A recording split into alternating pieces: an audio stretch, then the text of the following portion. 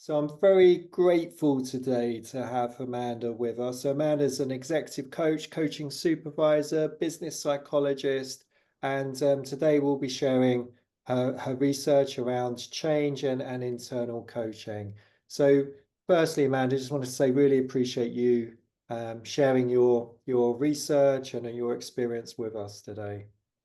Thank you. Thank you, Damien. And thank you, everyone, for joining us and for having this opportunity, really, to share my research. And also, I feel, because Damien does a brilliant job, I think, of bringing us coaches together and, all this wonderful free CPD. So I did feel I probably should be contributing to that process. So thank you for giving me that opportunity.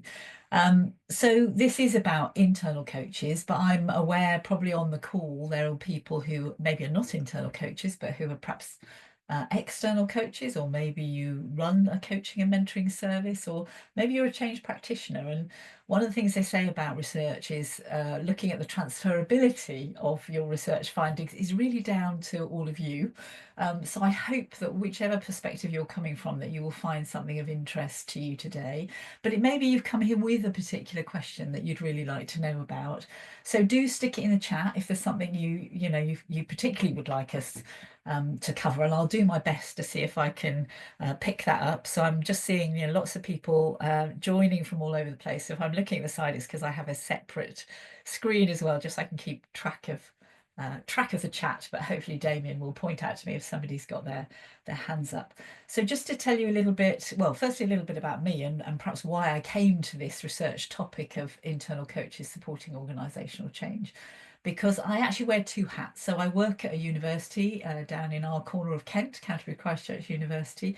So I'm the Director of Inclusion, Development and Wellbeing there. So setting up our coaching network some time ago when I first came to the organisation, and now we have our own internal coaching and mentoring service. So it was really interesting stepping in from being an executive coach, an external coach, to suddenly being an internal coach. But also part of my role when I joined the university was actually as an organisational practitioner. So it was very much about supporting the organisation and its people going through change. So those two areas of interest really came together for my doctoral research. And I thought, actually, it's really interesting to work out how we might, as coaches, be supporting organisational change, whether intentionally or otherwise, and hence the accidental change agent label, which I'll come on to in a moment. But I'm in that process of transitioning from where I am at the university back to my own business of work behaviour in the new year, because I actually do want to build a lot more on the research and work with organisations who have internal coaching capability to help that be the best it can be, I guess. So it's probably worth, before I move on to the next couple of slides, to just talk a little bit about definitions. So just to show that I really have paid attention during my doctoral research and understand the importance of having some clear definitions. So when we talk about internal coaching, and one of the things when I kind of dug into some of the literature was there's this huge conflation of terms as to around what does that actually mean. People talked about leadership coaching, management coaching, workplace coaching, business coaching, and they all meant something slightly different. So what I mean here is simply people working within an organisation. So they're embedded within the same system that their coachees are also in that same organisation, in that same system. So they are in many ways very much like external coaches, but they are just working from within the system rather than one step removed from it. So it applies to coaches who are supporting their organisations to deliver coaching through an internal coaching service. They're not part of the same hierarchy as their coachees. So this isn't about managers coaching their teams. So they have no managerial or supervisory responsibility for the coachees. So that's what I'm talking about when I talk about internal coaches. So hopefully that's kind of helped in terms of your understanding. The other definition that it's worth just talking about a little bit is organisational change. And the terminology organisational change is a bit like coaching, actually. When you start digging into the literature, there are as many definitions of organisational change as there are of, what is a coach. So it's probably helpful just to spend a little bit on winnowing through that multiplicity of definitions. So what I'm talking about here is really large scale change. So yes, process, people, culture, all of those good things, but where there's a a change that's going to affect a good chunk of that organization. So at least half of the organization is likely to be affected by the change. Sometimes it means restructures, often it does actually, but not always. So that might be part of the change, but it is really where there's a transition from where the organization currently is to where it's looking to get to. Now, I appreciate that kind of confers this sense of linearity and even controllability around change. And we often talk about the freeze, the unfreeze, and the refreeze, you know, and the transitions model and all that. And yes, you know, that is the sense in which there is a kind of sunny upland that the organisation's hoping to get to. But actually, the reality for many people is quite different to that, I think. So the experience of the individuals who are impacted by that change can be significantly different to that sense of, you know, we're following along this blueprint. It's very clear, there are various strands that we're working towards, and then we're going to end up at point X. I think for many people, it feels much more like, you know, kind of on a raft going down the rapids, and you're holding fast to this turbulence underneath you, hoping you're not going to fall off and that you'll arrive at calmer waters at some point, probably drenched, maybe a little bit battered, but let's hope that you're still on the raft. And I think for many people, that's probably closer to their experience of organisational change, and that it doesn't really have a clear end point in the way, you know, many of the change models suggest that, you know, that it comes to a kind of neat ending, I guess. So, and I recognise I've kind of used a metaphor there, and I'll come back to the power of metaphors because I do think that has a real place when we're talking about change. But hopefully that's given you a sense of what I mean when I'm talking about change. So it is that kind of more significant element of change. Okay, so just moving on. Oops, trigger happy finger. We realised earlier on it goes quite quickly, so apologies for that. So it's also about this triadic nature of coaching, and I think it's important. This is probably at the heart of the research that I've been doing, and also in terms of how we think about internal coaching, because internal coaches do have this potential agency. They have knowledge around the organisation, and for many of them, from their internal coaching and mentoring service, they have a mandate to support organisational change through their coaching practices. Now, whether that's done in a more intentional way or in a more accidental way is something we can explore in a moment. But the picture there of the third chair, the empty chair in the room, is intended to signify this kind of triadic relationship, because it's there, the organisation, but it's not visibly present when you're having your coaching conversation. So it is that kind of invisible third party in the room. And some of the coaches in the research that I was doing absolutely recognised that straight away. And many of them described, you know, the conversations they would have with their coachees saying, well, it's not just about you and me here together, is it? Because we're actually in service of this bigger thing, which is the organisation and where we're trying to get to in terms of improvements and change. But for others, they said, well, no, it's you know, about me, it's about my coachee in front of me. I'm in service of my coachee, I'm entirely led by their agenda. And if they change, that's great because the organisation kind of benefits from that. And if they choose to leave because they don't want to be part of that organisation, that's surely also good for the organisation.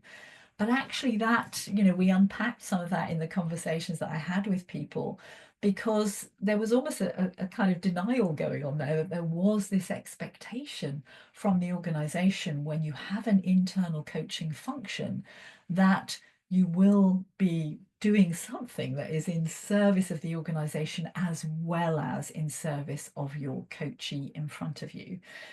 So there was a bit of a challenge there in terms of how overtly that was recognised, and what that meant in terms of bringing your knowledge as an internal coach of the organisational context into the room. So there was, yeah, a bit of a challenge for the coach in terms of that awareness, and also how you balance those different needs of the organisation's expectations and of the individual's expectations, and a recognition that, you know, often during significant change, those things go out of alignment. And this is when you get discussions around fracturing of the psychological contract, where the coachee might say, well, when I came into the organization, this was my expectation, but now they're saying that isn't going to be possible. So all of that can get bound up into it. So in my research, it was looking at how intentional are we about some of this, in just stepping back and recognizing that invisible third party and thinking, well, what does that mean for the expectations on me as the coach, and how am I negotiating that through the contracting I do with the coachee, if I haven't really been thinking about it in that more intentional way.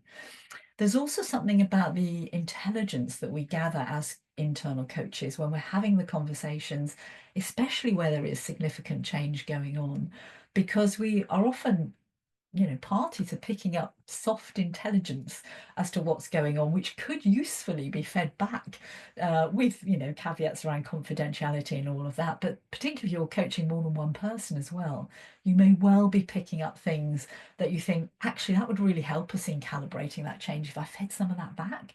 But often there isn't a mechanism for that to happen.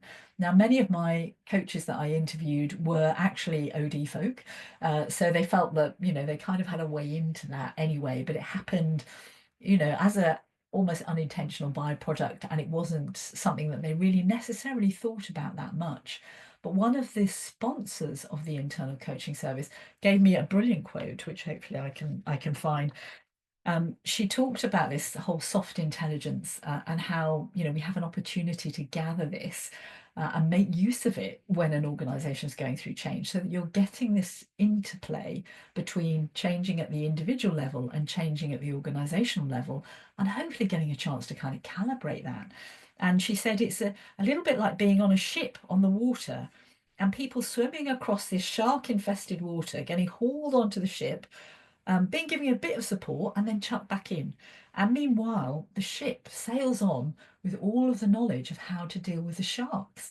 And I thought that was brilliant, because it sort of captured very much how you're sitting with this, piece of gold, really, but it sometimes doesn't go anywhere, because the ship just sails on and the people hopefully get back to the shore and just carry on. So that's something I just thought I'd drop into the pool and get people thinking about, in terms of, especially if you are an internal coach, whether you are able to gather and share some of that important information that you're getting around how your organization is dealing with change. So just checking that there aren't any messages there. Okay, so you may wonder why I've put this rather beautiful watercolor up here. And what I wanted to do was just try and pause and think a little bit about this issue around context, and the importance of bringing the organisational context into the room. And I can see Liz has put her hand up. So shall I pause there for a minute, Liz? Did you have a question on what we just said before I move a bit more into talking about metaphor and so on? Did you want to unmute yourself? Maybe not. Maybe it was a stray hand. Come down, yeah. Okay, no worries. I just saw it pop up, so I thought, well, I'll just before I plow on, because in many ways, I think that kind of bringing the organisational context into the room is a little bit of a superpower for our coaches, because you're sitting in that same organisation as your coachee, so you're experiencing, in some cases, you're impacted by the same changes that they're impacted by. And you have an opportunity to co-construct meaning from that, and to make sense of that by that kind of discussion of the context. So by bringing the context into the room, you're actually helping to kind of expand that coaching space to help them think a little bit more systemically, and less so focusing on the individual, because they are both part of the system as well as being impacted by the system, and it gives that opportunity to kind of unpack that a little bit and explore what that means for them, as the coach and the coachee. So why have I put this lovely picture up there?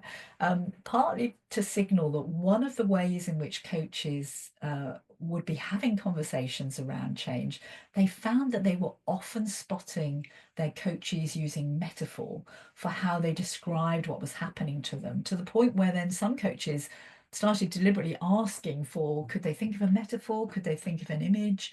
And they also described using things like strengths cards, which I know many of you will be familiar with, where you have a picture on one side, some sort of image, and you will have a word on the other, to help people just pull out of their context and think about it in a slightly different way by bringing metaphor, by bringing imagery into that conversation. And recently, I was fortunate enough in meeting Nick Kelly, who's he's an artist in Whitstable, and he's just written a brilliant book called Slow Lane to Dungeness. And Dungeness is one of my favourite places. I absolutely love it. It's very much a happy place for me. And in talking with him about this particular painting, and he was telling me, you know, where he was positioned, where he was when he was actually painting this, what the weather was like, you know, because we were talking about that sense of movement in the picture, and he was saying, yes, it was actually kind of blowing almost a gale, and I was working really quickly so that the painting didn't get rained on, but there were a few splodges that were, you know, were actually from the rain. And as we talked, it just gave me this real fantastic additional layer and richness and understanding of that painting, which if I just looked at it fairly quickly and then moved on, I perhaps wouldn't have got so much from that by hearing him talk about the context in which he'd been painting that, and then bringing my own context of my knowledge of Dungeness and the many happy times that I've spent there. So it just took it to a whole different level for me. And that's why I thought it would be quite an interesting thing, you know, to leave you with that image to think about, when do you bring your organizational context into the room, and how do you bring that into the room? How do you bring that into the conversation? And that can be your, you know, the context could be your previous experience of change. It could be understanding around the drivers for change. It could be current working practices. And I know organizational context can mean different things to different people. And generally, when we talk about context from that organizational perspective, we're talking about things like power, hierarchy, culture, leadership, strategic direction, or all of those things. And as I said, the people that were involved in my research were largely OD folks. So they had that almost like inside track into what was going on in the organization. And those coaches that I spoke to who weren't OD folks said, actually, sometimes it's a bit difficult to know what is really going on and to understand, you know, what is the scope of the change. We're not always party to all of that information. So again, you know, in terms of making this work better, perhaps there's something about, are we giving our internal coaches the information they need to be able to go into these conversations and feel they have the context they need to help with that sense making? And that can also be about challenging cognitive distortions about the organization. So you will often hear people talk about the leaders in a particular way, or, you know, particularly if they've experienced a piece of clumsy communication. And sometimes the coach may be in a position to go, okay, well, let's just have a look, you know, is there a different perspective on that? They may be working with the coach to reframe that, particularly if with the coachee, if the coachee's got a bit stuck on that and they're struggling to get past that. So actually challenging some of that cognitive distortion around what the organization's trying to achieve may well be part of how you're bringing that context into the room. So I'm just checking. I can see there's a comment there. So I'm just going to pause and have a little look. And just making sure I'm not at the same time clicking on, wondering whether the organisation might be tempted to use internal coaches as a substitute. Yes. So that didn't, interestingly, so thank you for that, Alexandra.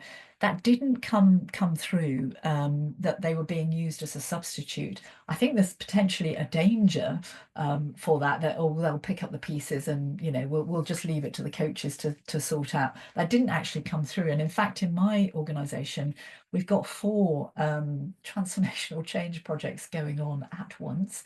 Perhaps not to be recommended with my OD hat on, but in another way, there's a sense of let's get through the pain and get to the point where hopefully we can start getting a bit more back to business as usual. And we're looking at how we intentionally use those coaches to support those projects.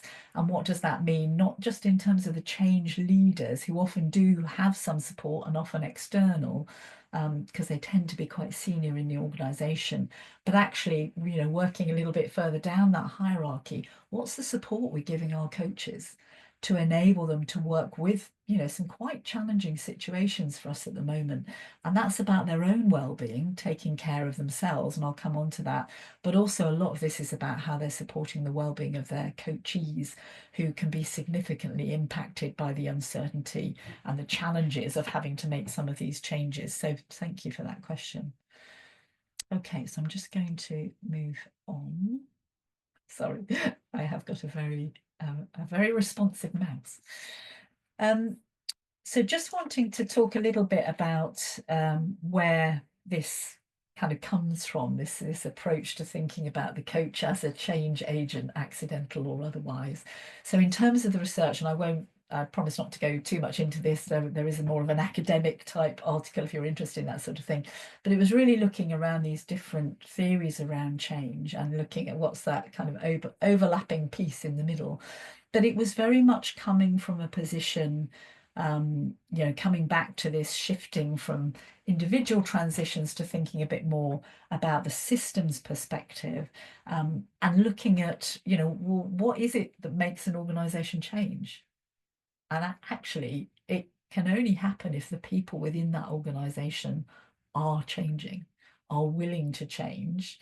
And willing is, perhaps we can come back to that, but certainly that kind of readiness, let's say, to change might be part of that. So the research was very much not just about thinking about how we develop people. And I know a lot of coaching, does come from that developmental perspective, but this was about looking at not just developing people in the organization to improve their work performance, but actually looking at how they respond to and assimilate change.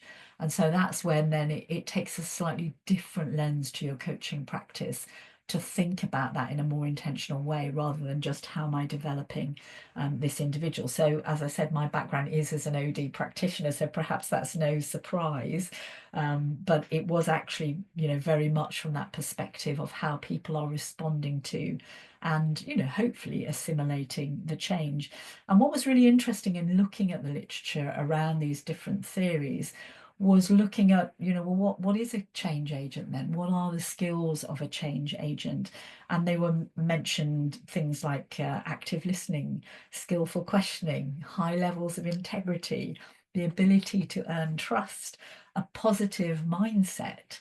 And so all of those things, as I read them, I thought, well, that's coaching, surely. That sounds very much like the skills of coaching. And that's partly what kind of led me on this path. So there was a definite overlap, which is why, although I talked, my research title was around change agency, I probably could have called it accidental change agency, because the coaches, didn't really think about themselves in that way, most of them as agents of change. But what they were describing, there was a huge amount in terms of the skills they were using, the way they were talking about their organizations as well, which I'll come on to, and the way they were thinking about those organizations, that very much aligned with this view of change agency, in terms of both boosting people's awareness, if you like, so back to the context, boosting awareness about what's going on in the organization, what's this change all about, why are we doing this, but also nudging as well.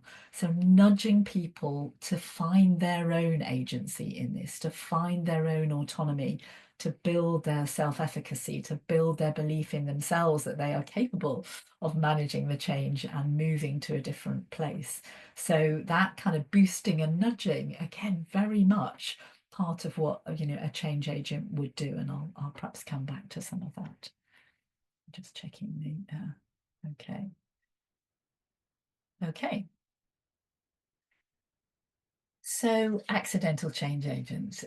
So this is very much, just a reminder again about there is this interplay between organizational level change and individual level change, because one doesn't happen without the other. But often the conversations I was having, it was very much about the individual adjusting to what the organization needed, and this lack of a dynamic interplay of getting that feedback to the organization to go, actually, we need to tweak this a bit, or we need to look at this a little bit differently, because what the feedback I'm getting is, so there was that kind of missed opportunity in adjusting it, making it a bit more of a two-way thing. But the cartoon here is intended just a reminder that, a lot of people say, yes, we're not happy with this and we want to change that. And why are the senior leaders not doing this? So, the who wants to change, the forest of hands going up. And then the question of, so who wants to change? Then the hands immediately go back down. Like, well, I don't want to do that because it's going to be really difficult. And that's the dilemma, isn't it? That's the paradox of change. That yes, we're all saying we want change, but the minute it's going to impact us and we're going to have to put effort in to do something differently, that's a pretty tricky area. Maybe I'll just stick with the status quo, and I'll stick with what I'm doing, even though I'm, dissatisfied about it. So the role of the coach in facilitating and enabling that change, helping the individual to change so that the organization to change, that's the kind of accidental change agency piece of the title of the webinar today. So, and it's back to that kind of boosting that I talked about, and the nudging. And the nudging encapsulates what I would call steering behaviors. And I'll talk a bit more about this in a moment. And it kind of challenges the precept of this neutrality of coach that we often talk about. I'm not going to get too much into that today. Maybe that's a talk for another day. But for an internal coach, the people that I was talking to, one of them said, who was also an external coach, after we'd had our conversation, said, oh gosh, I'm just realizing how much easier it is to be an external coach than an internal coach, because, there's lots of dilemmas around confidentiality and all sorts of things. But also it's a pretty tricky piece, because you're having to have this, you're much more conscious of the or you could be much more conscious of the organization and what the organization wants, and you're stuck right there, handling this big ball of context sitting on your shoulder is another way how one of the coaches described it, saying, I expected to be neutral, but, I've got this kind of big chunk of context sitting here that, I really do need to share. So that was quite interesting in terms of, thinking about what is it I'm doing here to enable and to facilitate change. And I will kind of come on to some of the models that came out of that. So let me just check that there aren't any other questions as we're going through. Just bear with me. Okay, great. I think we're just going to move on then. I'm hoping to create a bit of space at the end as well for. Okay. So this was a little bit like choosing which of my favourite children in terms of which bits of the conceptual framework I was going to share today, because we could spend hours talking about stuff. But actually there were two aspects that I thought it might be most useful, because I imagine many of you are practicing coaches. And so the first one I'm going to talk about is which I called the wayfinding organisational change model. And some of you will have heard the term wayfinding. And maybe even experienced it. So for instance, if you find yourself navigating your way through an unfamiliar city, you may suddenly find yourself at a particular restaurant area because you've been kind of nudged towards certain places through the signposting, through different elements of how that city has been laid out. So there's very much a kind of physical concept around not just the signage but the design of the space. But there's also something about the psychological signage and how we design our spaces, and how we as coaches are nudging people forward through this kind of change process. So it does kind of broach this, how neutral are we in terms of the conversations that we're having? Because every question that we ask a coachee, there's something in our head that is nudging them towards a particular direction. So we might be trying to think of what's the best open way that I can put this to the individual rather than simply be telling them what I'm thinking. And I need to be aware what I am thinking to try to get out of my own head, out of my own, if I feel I'm judging in any way. And the coaches were very clear about the non-judgmental stance that was really important and underpinned their coaching. But nonetheless, they were aware of needing to sometimes challenge the thinking that was being shared with them, and to set out, well, actually, this is the organization, these are its values, this is where it's going. So what we could usefully do is look at where is your place in that, what is it that aligns, what is it that doesn't align, and so on. So it's about how these nudging behaviors are applied by the coach, in terms of moving people forward through the change, so that they move from a position of, often they're presenting a position of stuckness, is often how it was described to me over and over again. Actually, it became quite a common word that the coachee would present, with this feeling of stuckness and feeling of almost a paralysis and not being able to move forward. And coaches describing, sometimes I just had to hold the space because they couldn't find the positive space that they needed to be able to make the decisions that they needed to make. So I had to kind of hold that for them in order to help nudge them forward to a place that was a bit more productive for them to be able to make that decision they needed to make, to build the resilience, to build the psychological capital they needed to be able to fully engage with the change and decide exactly, what they were going to do and how they were going to navigate their way forward. So hopefully you can all see this reasonably well, because I appreciate there's quite a lot of words on there. But this, and I also appreciate the irony of having talked about, linear change models, that this is set out in 2 dimensions. If you can perhaps imagine if it was linked together, if you cut it out and joined it together to make it into a sphere. Because the idea is, it is a constant, isn't it? You get disruption and change happening, you work your way through it, and or probably before you even got to the end of it, there'll be something else happening. And as I said, in my own organizations, we've got 4 significant change projects going on in parallel, which is, quite a challenging thing to do. But this is just about helping coaches think about, well, where am I meeting them in this change? Because I'm possibly not meeting them right at the beginning and then following through these lovely sequences. I may be meeting them in the middle, and I might need to then, work backwards and think, okay, there are some things that perhaps we need to explore, because I can't change the beginning. So it's really, how do I work with them? Because maybe I can change the ending, especially if they are feeling done to and stuck and so on.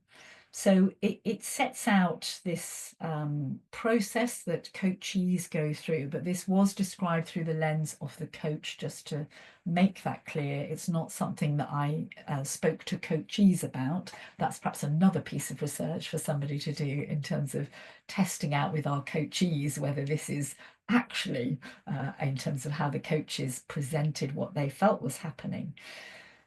So from the reacting to change, the sort of things that the coaches were then talking about doing was making sure there was this safe space for dialogue to happen. And I'll talk a bit about the contracting process in a moment. Some of the coaches talked about being the safe houses where people could just come, rest a while, draw a breath. And some of them even talked about setting up the coaching space to make it feel different to a meeting room, or actually getting out of the meeting room and going for a walk, rather than just sitting there in something that felt very much like the kind of normal day-to-day business of the organization, to create that sense of safety, that feeling of it being a different space where they could allow their thinking to expand and to really explore what was going on for them.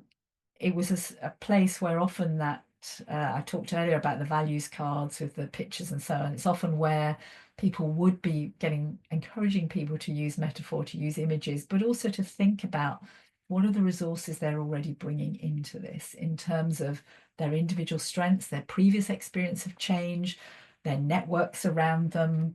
There may be organizational resources as well that the coaches were able to point to that could be useful. So they then talked about, how people process the change. So then that exploration of both the threats, but also the opportunities, that surfacing where the psychological contract was fracturing, where there were different alignments between the goals and values of the individual and those of the organisation. And looking at changes to work identities, which was a big part of that, where people felt, well, I'd come into the organization to do this, but now my identity at work seems to be something different. The expectations on me are something different. So there was a degree of challenge there, but it was done with care and with understanding and recognizing how much can this person bear in terms of challenge, because actually if their well-being is significantly compromised, then I'm probably not going to go in and ask some of my more challenging questions. So there was a real awareness and ethical depth to the coaches in terms of understanding how people were being impacted by the change and what that meant in terms of psychological safety. And then it went through, the remaining parts of that about how do you then actively start to create this psychological capital to move them to a growth mindset, to build the resilience, to focus on their well-being, but also building their knowledge of what was going on and offering their context. And in some cases, redirecting them to some skills development that they might need in order to be able to manage the change. So it was very much getting that more active response to change. And interestingly, where the coachees seemed to decide to exit the change, whether that meant moving to another part of the organization, if that was possible, or potentially even exiting the organization, tended to come at that overlap between that processing and responding, or responding and assimilating, which was interesting. And then it was moving into actually bringing things into alignment, validating some of the decisions that the coachee was making, really making sure they felt that they had agency in this and that they were starting to think ahead to the future, orientating to next steps. And then, hopefully, and this is where the coaching often then finished, because the coachee would feel they'd got enough from this and they'd be moving on. So there was perhaps an evaluation process going on and looking at expectations going forward. The piece at the bottom I'll come to, because this is the next model that I'd like to share with you, where there were 4 kind of sub roles that the coaches were enacting as they were talking me through what they were doing with their coachees during these periods of change. So again, I'm just going to stop and check there are no questions or hands up. Okay, so I'm going to move on in that case. How are we doing? Still plenty of time. Okay, so this is where we ended up, not coach as a change agent or even accidental change agent, but the coaches felt very much that this was more about them mediating the changes that were going on for the organization. So in a way, I guess that comes back to Alexander's point about using internal coaches potentially to be an alternative or an interim step to not having proper and well managed change. But this was in the sense of bringing intentionality to this now and thinking, okay, if I am coaching people who've been impacted significantly by change, then what is it I'm doing that can help mediate that puts them in the center of it? So the agency is with the coachee, but I am actually helping to hold some of this intention for them so they can have the space to really think and explore. And what is it I am doing in that role as change mediator? And you can see around the outside there, we've got the organizational context, which I've spoken about, and then this kind of dynamic interplay between organization and individual of recognizing, they are 2 parts almost of a Mobius strip in a way. One is kind of segueing into the other and impacts each other. So that's the kind of outside of the model, I suppose. But just talking about the pieces in the model, so there were 4 key areas that came up again and again, and they're not unusual in terms of us as coaches. Hopefully a lot of them you'll think, oh yes, this kind of makes a lot of sense. I recognize this. But there were some slight differences that I think it is worth focusing on when we're particularly thinking about this context of coaching during periods of organizational change. And the first was this contain bit. So we spend a lot of time, and a lot of coach training will spend a lot of time talking about contracting, and that it's so important in terms of the clarity of what coaching is, what it isn't, how it differs from counselling, how it differs from training, etc. What people can expect of that coaching conversation, at what point might then be a need to actually say we need to take this somewhere else because there's potential harm to the individual or indeed harm to others. So the contracting, so that back to that safe houses of the organization, especially when so much is changing around them, actually setting up those boundaries becomes really, really important during periods of change. And also for the coach themselves to understand, what is my role here? What is it for me to do here? And what is it for the coachee to do?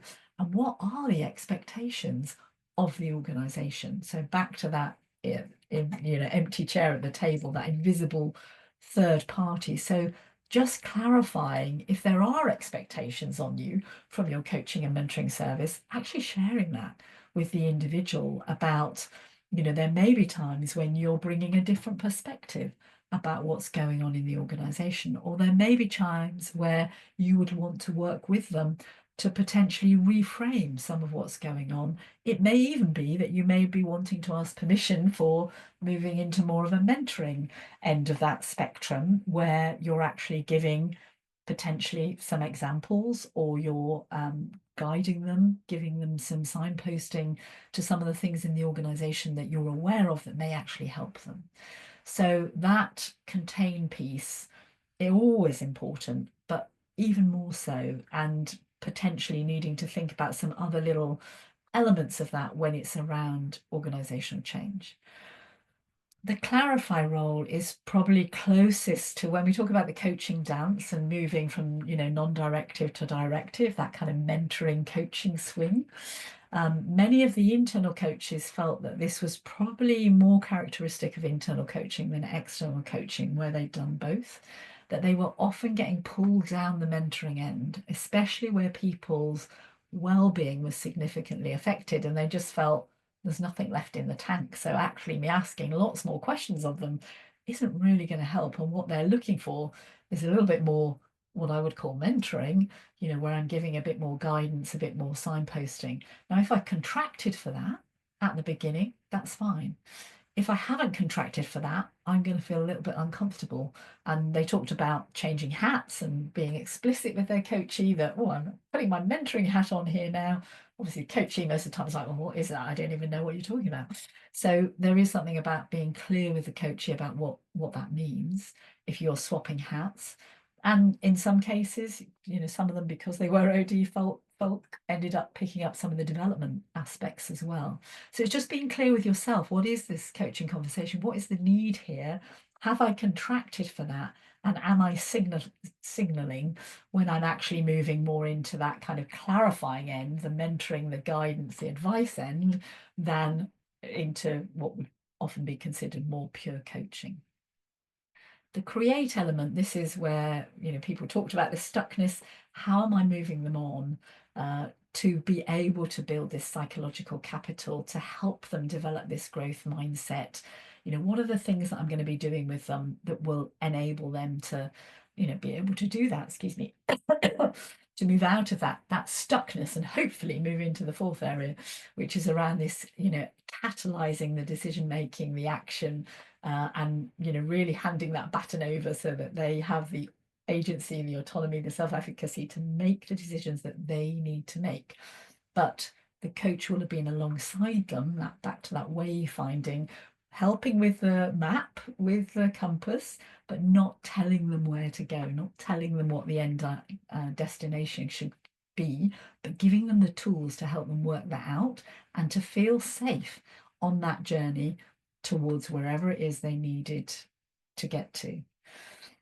So the underpinning bits of this were about what helps the coach, because the coach was very focused on what helps the coachee and making sure they were paying really good attention to the coachee's well-being and all the things that could support that. Some of them suggested that people went to their employee assistance program, got counselling as well. There are all sorts of things that they directed in terms of signposting, additional resources that were helpful for their coachee. But for the coaches themselves, there were three important things that came out. And again, two of those, not unusual in terms of any type of coaching. So we would always say supervision, take it to your supervisor is quite often what we end up saying. Have that discussion with your supervisor, especially if you feel your ethical edge is starting to get compromised or you're getting too drawn into the coachee's story because you know some of the people that they're talking about. And so that can present some ethical dilemmas. So having supervision available, both one-to-one, but also many of the coaches had group supervision, so peer supervision with each other. There was also CPD, of which we're benefiting from this in terms of all that Damien does for us in terms of our coach development, and there are many ways in which we develop ourselves as coaches. A lot of them talked about having journals, so they could be writing down immediately afterwards and unpacking things with others, especially when they felt they were coming out of a conversation. They were like, oh, this is terrible, what's happened to that individual, because they knew the individuals that this person was talking about. So all of that. But the bit that was different was this organizational effect. And it was quite a long way through the research when I realized I was, coding quite a lot of things to the negative emotions that the coachees were feeling. Not surprisingly, they felt quite powerless when they presented for coaching. They felt they were being done to. They had quite a negative view of the organization because of the changes and how they were impacting them. And I started looking for, oh, well, what were the coaches saying about this? And actually, there was very little. And the more I dug into it, I realized that many of the coaches actually were very positive about their organizations. So they had very positive organizational effect. They fully recognized that things were not being done as well as they could have done. Sometimes the communications were clumsy. They despaired sometimes of how their leaders engaged with the people who were being affected by it. But fundamentally, they felt the organization was trying to do the right thing, and they could see the benefits of the organizational change. And what that did is that helped them really stay balanced and be able to, challenge some of those cognitive distortions that they were perhaps hearing, but also for their own well-being to feel, positive about and having the psychological capital themselves to be able to be alongside somebody who's feeling more negative. So, some of them really did talk about holding that positive space because their coachees in that moment couldn't do it. For those that didn't have that, they talked about having to step away from their coaching, and they didn't realize often until afterwards that that's what they were doing. But they say, oh no, I'm too busy to take on another coachee, sorry, or I'm sorry, I'm going to have to pause this and pass them on to somebody else because, I'm just too busy, or I haven't got the headspace. And then afterwards, really, that was because they were being impacted by the change and struggling to have the resources that they needed to work with somebody else. So they needed to do the work on themselves first before they felt ready to step into that space. Now, I'm conscious of time, and I did want to give a little bit of time left. So that's why I said I had to pick my two favorite children to talk through, to give you a kind of sense of, what that was about. The other thing is often, the coaches will say, well, what can we do? What can we do about this? So there are a couple of things just to leave you with, and then we'll, pick up whether any questions or anything you particularly wanted to ask or observe. One is the being ready to walk alongside them. They are wayfarers in uncharted territory, but you are as well. So it's also thinking, what can you do to support yourself to make sure you are in that place of resilience and resourcefulness yourself to be able to walk alongside them and help with that boosting and nudging that I talked about so that they can move forward in a productive way to where they need to be. Think about where they are in that change trajectory, and where the organization expects them to be, and be willing to surface that and talk about that difference in terms of how they're viewing things and actually where the organization's expectations are and where the organization is heading. Be ready to hold things in tension because that is quite a burden for a coach, but be ready for that so they can draw breath and help them bring that context in so they can make sense of what's happening and hopefully, build their psychological capital so that they are in a place where they feel, yes, I can deal with this. Yes, I know the decisions that I now need to make.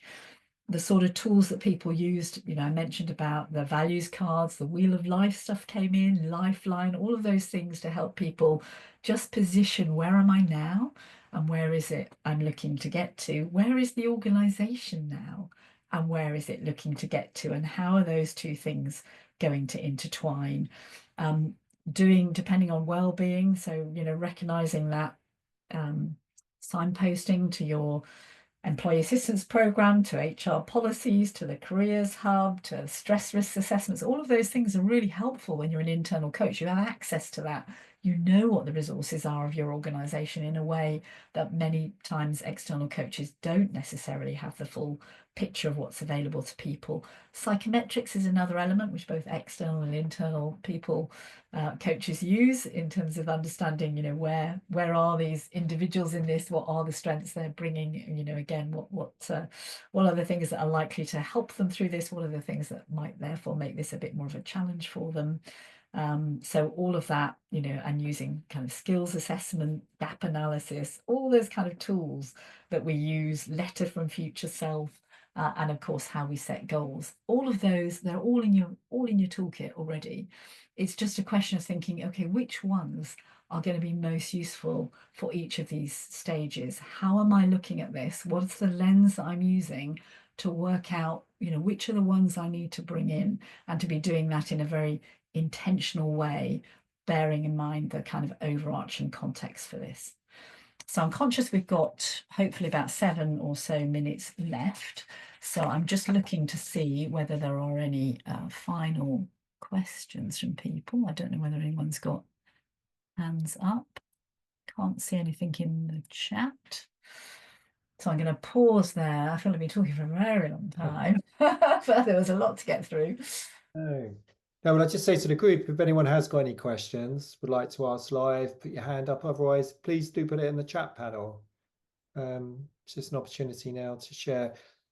So whilst you're thinking about that, Amanda, is it okay if I ask a question? Of So I'm course. really passionate about group coaching, and I obviously make a linkage here in terms of the sort of even more of the soft intelligence that could be had by internal coaches working with groups of people that are experiencing or leading change. I just wondered if there was any of the coaches were offering group coaching rather than just one-to-one, or was it just one-to-one? The majority of the coaches, it was one-to-one. A few of them were starting to move towards group coaching, particularly where you had, for instance, a whole area that was being impacted significantly by change.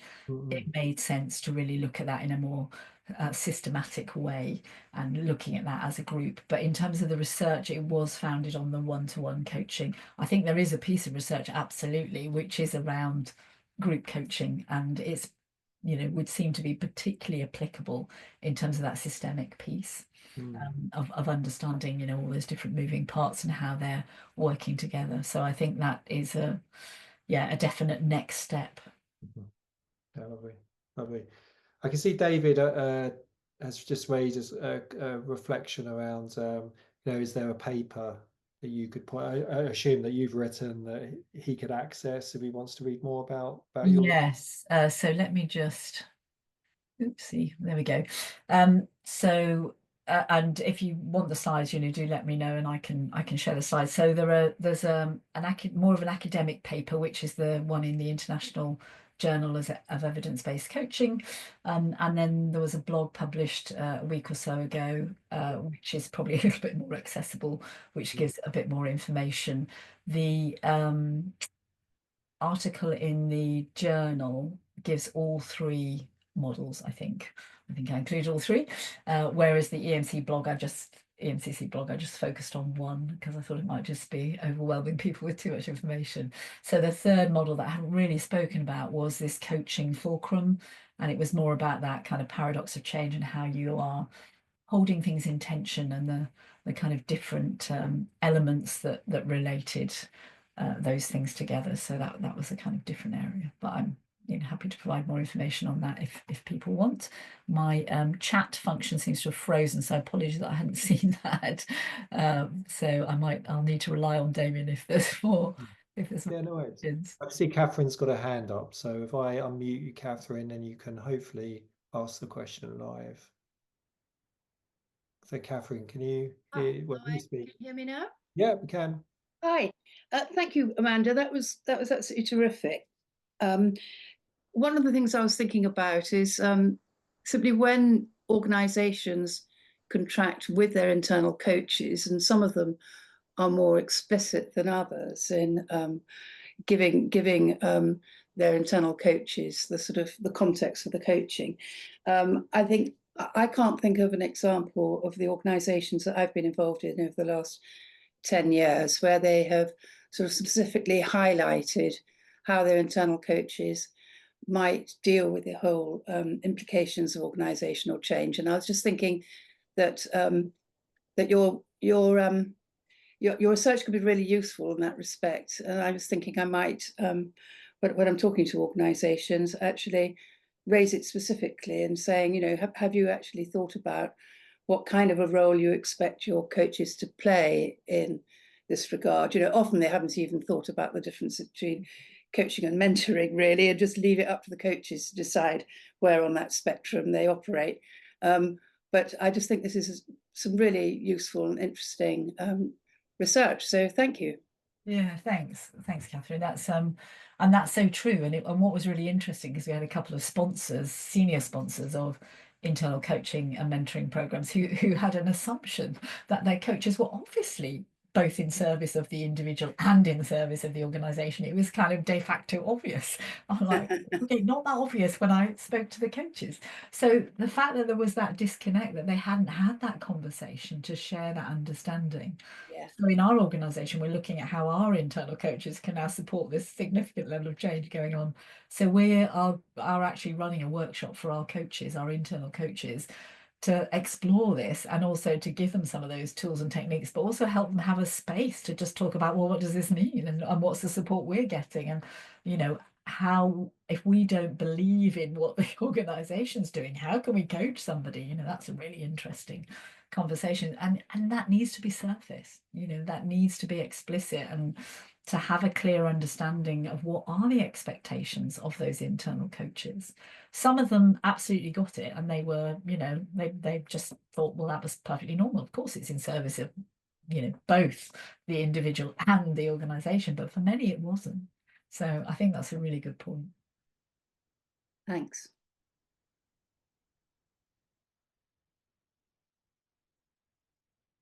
Right, I've just seen a question come up from Dawn. Did you find anything in your research to suggest coachees needed some space to grieve before accepting the organisational change?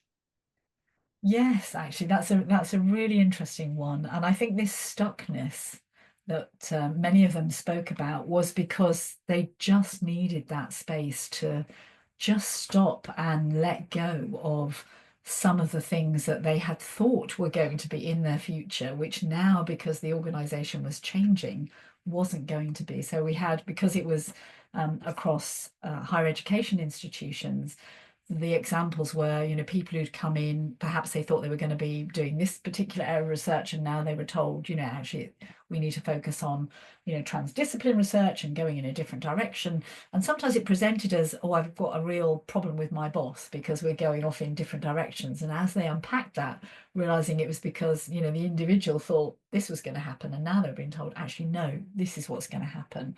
Or they thought this was the way in which they could approach their work, and now they're being told, actually, we're having a whole different way to how we now work in this organization. And that's really challenging, and you need the space to work out what that means for you. So back to that kind of meaning making, and do I then want to be part of this or not?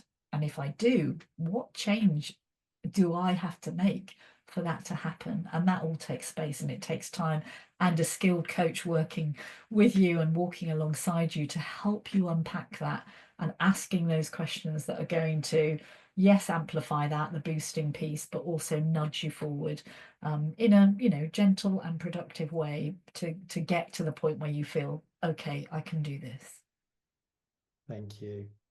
Thank you, Amanda. I'm just conscious of time and your time and the people listening. So I really just want to appreciate, you know, your sharing and the models, the research you've shared with us.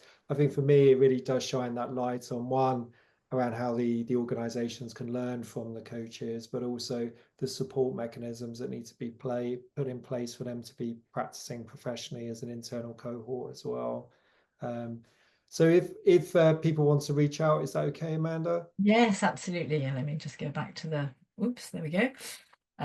So because I'll be leaving my university, so you can certainly catch me at my university till December, but after that, you're probably better trying to get a hold of me on coaching at workbehaviour.co.uk or through LinkedIn, of course. You know, please do connect with me or ask me a question there. Be delighted. Thank you. And for the people who want the slides, should they just email you, or How do you normally do that, Damien? I'm happy for anyone to have the slides. Yeah. Well, if you send a copy to me, and then, well, I've got a copy actually. What I can do is make them. I'll send them out to the people that are Great. attending. Yeah. Lovely. Thank you.